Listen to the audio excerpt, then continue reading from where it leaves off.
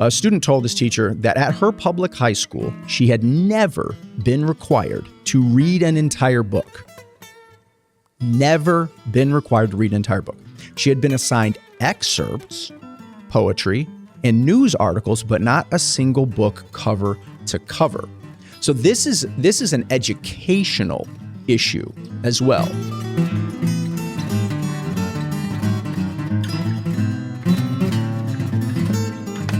Our team at the American Policy Roundtable has been known to pass around articles from The Atlantic. That may surprise some people, but we have a subscription. We read The Atlantic. Well, you know, we do. And we still read the hard magazine. Well, it's funny. I was looking for, here are all the copies of The Atlantic that I have around the office, and I could not find the one that this article we're going to talk about today was actually in. It's the one I don't have. So I was very frustrated, frantic, looking for it before we started. But we have a printout of it. We have a printout, November issue, November 2024. The title of the article, The Elite College Students Who Can't Read Books. It's a good title. It's a great title. I mean, it's a depressing title, but it gets you. But I think, and we don't want to sound like get off my lawn guys, you know, screaming at clouds from our front porch on the fact of talking about the young kids addicted to their phones and scrolling and doing everything. We don't want to come across that way. No. But the article does highlight the fact that I think our attention span through the generations has decreased, but also the expectation of what middle school and high school students are expected to read for assignments. And reading an entire book. Yeah, well, that gets to the subtitle. A lot of times the subtitles are even better than the main titles. The subtitle of this piece is to read a book in college. It helps to have read a book in high school. So yeah, I mean, you'd think that would. Can you think back to what you read in high school? Because I was texting my son right before he was in high school now to ask him what he's reading today or has read. He's a sophomore. So what he read his freshman or sophomore year, and the three books that have been most recent, he sent The Pearl, The Odyssey, and To Kill a Mockingbird. Well, you know, it's funny. This article ends with the fact that one should read the Iliad, you know, which, you know, the Odyssey, I think you could kind of go either way with those, but I just found that interesting. So I think this article would approve. Actually, who wrote this? Rose Horowitch. She would approve of him reading the Odyssey and the class. To Kill a Mockingbird, I can't remember. I actually have my copy of it here because we exist in a library here. Yes. Our studio space is essentially a library, and we're constantly building it out. So we love reading around here. But I'll say all that to tell myself, I think this was 8th grade that I read To Kill a Mockingbird, and I've rebound it with gaff tape. You'll see. I did surgery on it. I like to save books from being tossed away. But this is like the only book I remember really completing throughout high school. So I did what this article is saying that these modern students do. I didn't fall in love with reading. I mean, I always liked reading, but nobody likes doing assigned reading. So what I liked was when they let you pick a book. You go to the back of the room, they give you an option, some selections, and you could pick from them. But if they just gave me a book, I didn't like reading it often. This is the exception, though. The Adventures of Tom Sawyer. I remember that distinctively because of the class discussion of it as much as anything. I feel like that was, you know, I think in thinking back to high school, you know, we talk about reading books, and that spurred this class discussion. But I think a lot of the things we remember are when it was discussion of the students. And I think that's what great teachers do. They bring out the thoughts of the students in the class of participation and challenge the mind. And when we read Tom Sawyer, the discussion that took place in the class, and you could tell, you know, who read the book, who hadn't read the book. But I think that's one thing that great teachers do is they can pull that out of students. They can challenge thoughts and ideas. And I just remember the discussion that took place. Well, that's another thing that this piece mentions is that the students are having a tough time engaging with long material, books, that they are having a tough time actually having conversations about it later in class because they're not making it through the readings, and they're not necessarily maybe comprehending it the way that we have in generations past. Well, it's because we're used to doing this in 30-second intervals. And now, I mean, some reels, we don't even last 30 seconds and we get a little bored. But you mentioned here in where we exist at the American Mission Center and having the library, and we have authors amongst us. I mean, you and Sherry and Dave and Anna have all written books. Yours is to come. I'm still working on it with you, but I'm still planting the seed. We're gonna make it happen. Maybe a coloring book. Anything works and anything will do. And we also have team assignments here with reading and books. I remember when I started here years and years ago, we talked about movie assignments we had to watch, but reading assignments as well. I mean, Good to Great, Jim Collins was given the history of the American people. I think that's Paul Johnson. That is. That's right back there. Okay. Yeah. I have not read that whole one either. See, I'm not great on assigned reading. Defending the Declaration. Gary Amos. Yeah. Mm-hmm. Christianity and the Constitution. A lot of books by David McCullough. Mm-hmm. C.S. Lewis books. C.S. Lewis. That Hideous Strength. I remember we spent a few summers ago time reading that as a staff. Well, I have to confess, I did that on audiobook. So that's another thing I wanted to talk about in relation to this. You look at an article like this and it's kind of alarming. Oh my goodness, like even high-end college students can't read books. That's bad. But a silver lining here, we do have a proliferation of audiobooks. The first book that I published through Roundtable, Gilbert and Jack, it doesn't yet exist in paper form. It exists as an audiobook. So there are these different formats that you can still get the information. Now, I don't think you engage with the information the same as when you're sitting down and reading. Because, for example, you could be listening to an audiobook and you're driving your car, which that's great because it saves you time and lets you get more input, but you're also having to not hit pedestrians. Yes, you have to stop at stoplights and know where you're going. So it's different than sitting there and just focused, immersive reading. And are you a note taker? I mean, do you mark up the margins? Yeah, in certain books I do. Yeah. DZ is a note taker. When you get one of the books that he recommends you read after he's read it, you're going to get the commentary, which I appreciate. I like. Didn't David McCullough mention that today, right? When Dave... Yeah, he said that Dave's book, the John Adams copy that Dave had, looked a lot like Tom Hanks's copy of John Adams. And Tom Hanks was, of course, reading it to help to produce the John Adams miniseries for HBO. So Dave is doing that deep of reading on the... He's reading it like he's going to produce a miniseries on it. And hey, who knows? Perhaps Dave will produce some miniseries in the future. Who knows? And, when I think of some of the people that we've interviewed on the public square through the years as well, I mean, you can think of McCullough, you can think of a few others that are authors that have written books that can take you down. It kind of, I think, studying their life and what they've done, it also then gives you that will to want to read what they've written and understand why. I mean, when you think of some of McCullough's works, for example, and others that are out there as well. Well, I wanted to go back to this article a little bit.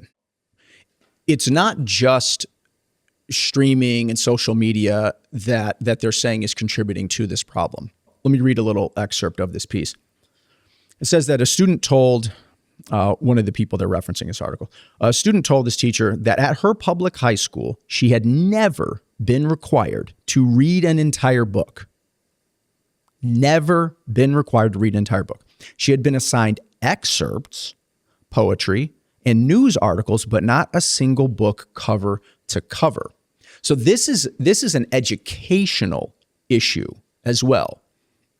Not just tech, not just social media. So what do you make of that? I know you're very involved in your kids' school and in education in general.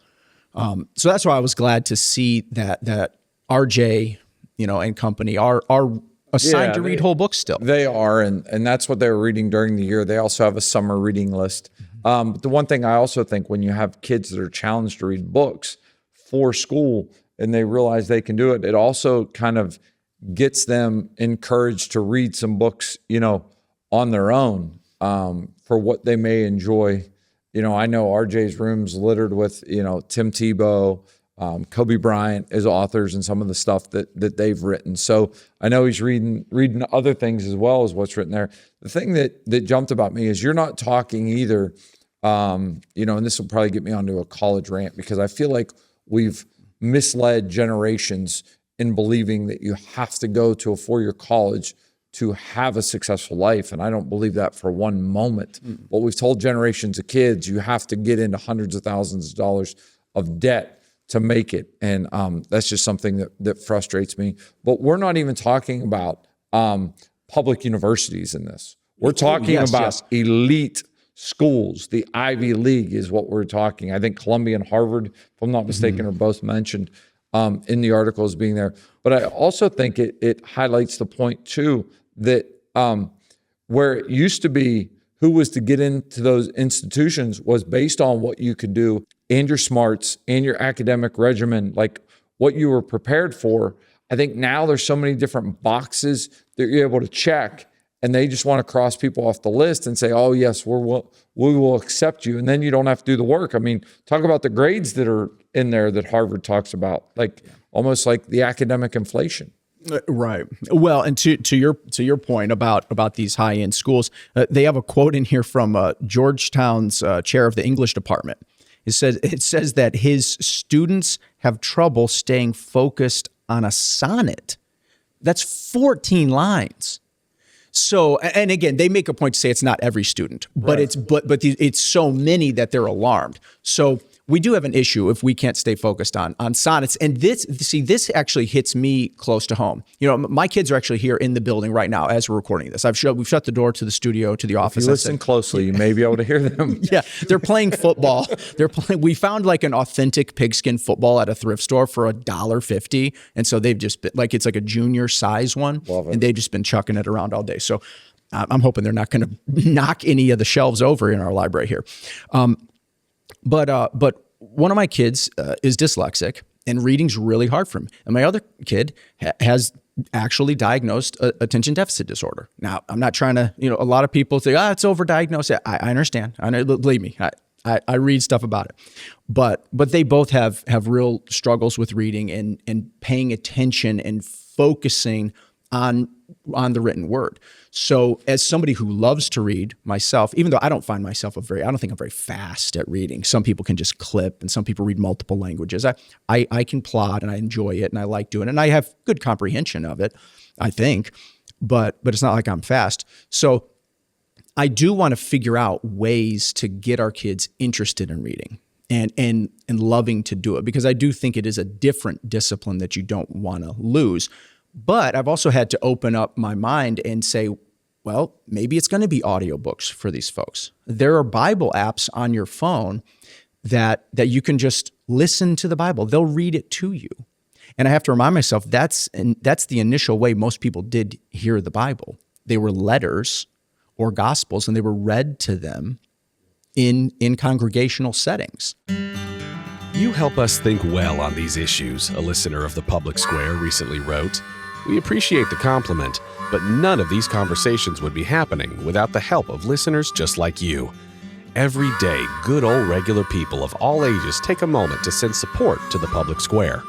Giving is easy, safe, and secure. Just log on to thepublicsquare.com to find out how. Thank you for helping to spread the light of liberty across the land. I think when it comes to reading and having the kids understand it, comprehend it, or have a desire for it, it also, though, teaches them about history. And I think that's where we're lacking in so many areas when I hear, especially from elected officials or even neighbors, on how they think problems could be solved. I'm like, well, if we read some books or we studied a little history, we would know that such and such or so-and-so tried that and it didn't work, and here's why.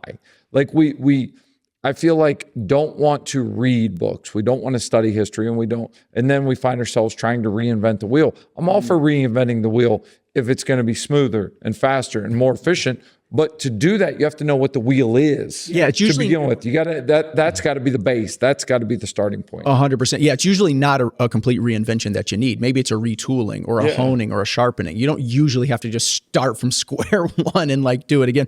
Well, and speaking of that, this piece again, this is the Atlantic, and they're talking about. They said for more than 2 decades, new educational initiatives such as No Child Left Behind and Common Core emphasized informational texts and standardized tests. So basically teaching to the test. Teach to the test. Yeah. And so when they're doing that, we don't need you to read a whole book. We just need you to read a bite-sized chunk and be able to pass the test. And where did that come from? That came from government programs that were instituted, No Child Left Behind, and all these things to where the federal government gets involved and says, we're going to do it better. Hasn't made it better because it says the professors have observed as distinct from the problem at community colleges and non-selective universities where some students arrive with literacy and comprehension deficits that can leave them unable to complete collegiate courses. One thing you do hear from high school teachers and middle school teachers is it is very frowned upon. I know 30, 40 years ago when I was in school, it wasn't frowned upon that if Billy couldn't do his work, then guess what? Billy was repeating the 3rd grade or repeating the 4th grade. Now that's frowned upon by anyone and everyone. So it seems where like you can't do that. Oh, you don't want to do that because that's going to impact them in the long term. Well, we need to help them today, and that will help them in the long term. Well, again, what I talk about, this one hits close to home to me. My oldest son did repeat the 1st grade because he was not able to keep up with the coursework at that time. Just, people develop at different rates. And when you're in 1st grade, you're a young kid. Like you're still young. And so I actually appreciate that the school didn't just push him through and send him on, because then it just starts to compound. If you're not catching up yet, you're gonna be behind. And so, but I remember we shared that with a public school administrator one time, just in a cordial, friendly, informal setting. We happened to be at a same gathering, and we shared that we'd already done it. It'd been years at that point later. And she was like, ooh, the data says that that's not good for their self-esteem down the road and all this kind of stuff. And we're like, we just told you we did it already. What do you want? What do you want us? Do you have a DeLorean for us sitting over here? We're going to jump in the time machine, go back in time. So that kind of stuff. I don't know how, first of all, I don't know how it's helpful in just a personal setting to say that. And listen, I'm sure that did hurt at the time for him. As a matter of fact, I know it did. But it's probably, you kind of have to weigh things as a parent. Are we gonna hold him back and hopefully it's going to help him in the future go through some short-term pain? Or are we going to continuously be behind? And then that's not great for your self-esteem either. No, when you get to 10th, 11th grade and you realize you can't do the things that everyone else has because everyone for so long has just passed the buck and said, oh, they'll be okay. They'll be okay. You're going to, I think there was a, I won't get into the full episode, but The Simpsons had an episode similar to this one time where they talked about this type of thing, and they kind of mocked the educational system in the way they do things because we may hurt feelings or because there may be a little adversity. There's going to be adversity and there's going to be pain. Like you said, it wasn't easy for your family at that time. But full disclaimer, your son is thriving now. He's doing well. He's doing well. If you would have known in 1st grade that where he'd be right now, you would do it all over again, I'm assuming. I think we would. I think so. And, again, reading I think is always going to be a challenge to him. But it's actually funny. We were doing a parent-teacher conference, and those have been tough for us over the years. Not because of any behavioral issues, but just it's always, they need to do a little more of this. It's almost always that. But again, we appreciate the open communication. But I was speaking to one of my son's reading teachers, and they were asking how he was doing with reading and things. And I had given him a Cormac McCarthy novel, The Road. It's been made into a film starring Viggo Mortensen, but it's this really good kind of a father-son post-apocalyptic book. It's a great book. It's over there on my shelf now. And Ethan was reading it. It's a little over it's not for his grade level, but I thought that he would actually like that. Ooh, I'm getting to read something with maybe a little violence in it that maybe they wouldn't assign in my school. But it's got a good heart to a message to it. And so I told his teacher, I was like, yeah, Ethan's actually reading this Cormac McCarthy novel. He's like a very respected writer. And she goes, yeah, I meant, how's he doing on like the assigned reading? Just totally shot me down. And I was like, oh, okay. Okay. It wasn't as cool of an interchange as I thought it was going to be. I thought she could be like, oh yeah, wow, really? Reading Stay Cormac. on task, Dad. Stay on task. From the article, high-achieving students at exclusive schools like Columbia can decode words and sentences, but they struggle to muster the attention or ambition required to immerse themselves in a substantial text. Faced with this predicament, many college professors feel they have no choice but to assign less reading and lower their expectations. So here you have elite universities that instead of challenging the kids, instead of saying, hey, you may get a C on this, you may get a D on this, they lower the expectations. We've had Melanie Elsie, National Legislative Director of the American Policy Roundtable, many times pull up test questions from certain tests that were fourth grade questions in the 60s that end up being, ninth grade questions today, 10th grade questions as you reach for a textbook from the 1960s. Yes, we did a show on this. I know our viewers have seen this probably, but yeah, to your point, this is a textbook, The Christian Citizen, and it's a fourth grade textbook, and it's, oh my goodness, it looks like it could be a college text. And so that's just another example of what you're talking about. But yeah, those two words, attention and ambition, like you have to be able to actually focus on this stuff, and then you have to want it. And I think sometimes people don't know that they should want to maybe read an entire book. They maybe don't know why that's even good. Why would I? What benefits me to do that? And when I think about that, I think about C.S. Lewis has a quote talking about reading. And he said, I see through a myriad eyes when I read. It allows you to imagine that you're in the shoes of somebody else. And that's something they talk about this in this article as well. It can increase your understanding of other human beings, increase your empathy as a person to read. And that's just one reason. It should just be fun. And that's what I try to do with Caleb, my youngest son. I try to read comic books with him. Because he's a very visual person. He likes the pictures. He's very good at drawing. And so the pictures grab him. And then I hope that he can read the words as well. A 2023 survey of Harvard seniors found that they spend almost as much time on jobs and extracurriculars as they do on academics. And thanks to years of grade inflation, in a recent report, 79% of Harvard grades were in the A range. College kids can get by without doing all of their assigned work. But I did too. I mean, I did. I'm a full disclosure, and I was at college 20 years ago. Listen, I failed out of 3 colleges, so I sure didn't do all of my assigned work. True story. No, I get that. But at some point, there has to come an understanding that you're going to have to do the work.